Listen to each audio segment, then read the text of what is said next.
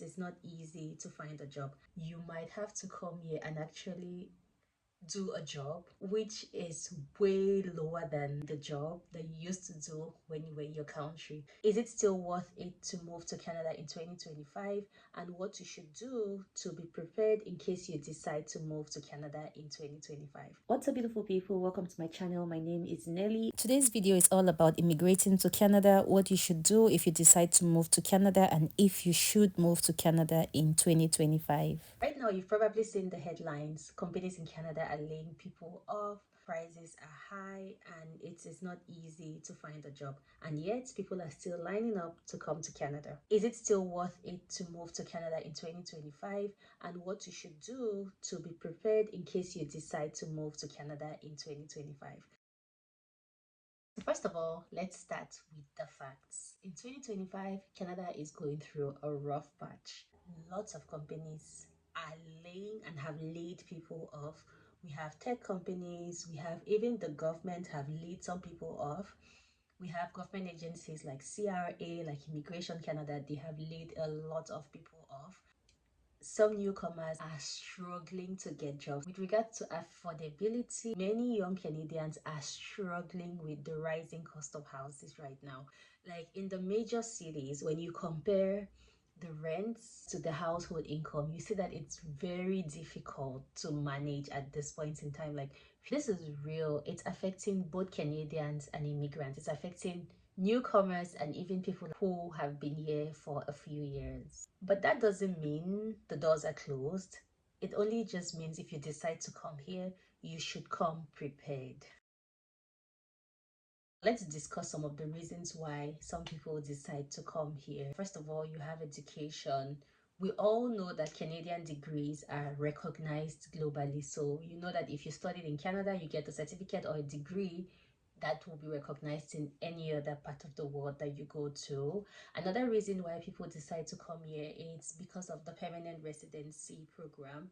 So like we know, Canada has lots and lots of programs to be able to get permanent residency. Canada has one of the most friendly immigration systems around the world. So that's what attracts a lot of people to come to Canada. And also you have long-term opportunities. Many people are not moving into Canada for the short-term wins.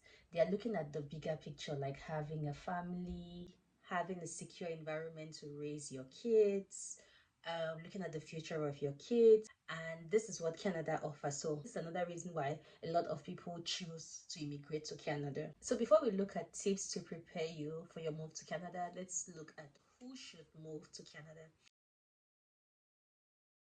First thing is, are you in a field that's in demand? For instance, healthcare, trades like carpentry, welding, construction. Are you in the IT industry or are you in the logistics industry?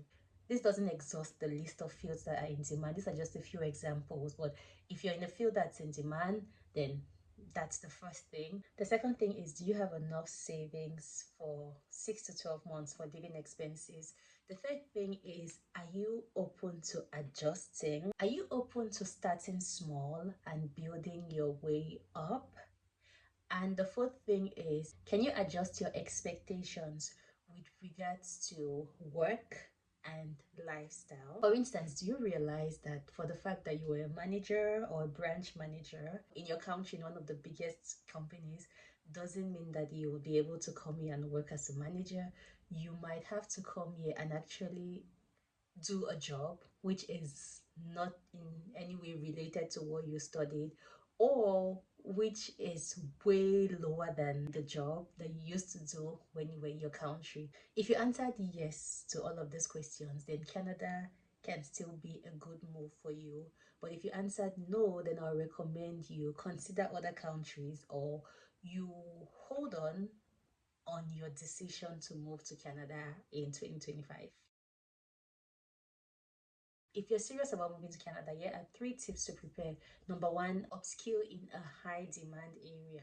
Like, learn a skill before you come to Canada. I'm talking about if you're in a country where you can learn how to braid hair, learn how to braid hair, learn how to do locks, learn how to cut hair. Like, if it's possible for you to get a skill before coming to Canada, take advantage of that, because you never know where that skill can take you. And even if it's a skill that you cannot learn in your country. If it's possible for you to learn online, take advantage of that. Learn that skill before you come to Canada, because that skill you overlook might be worth thousands of dollars in Canada. So don't underlook any skill. If there's a skill that you currently have, try to improve the skill. And if there's a skill that you think you can have before you come here, take advantage of that. Learn how to bake, learn how to cook, learn how to curd hair. Like, learn the skills, like those skills that we look at them and underlook. Before you come to Canada, ensure that you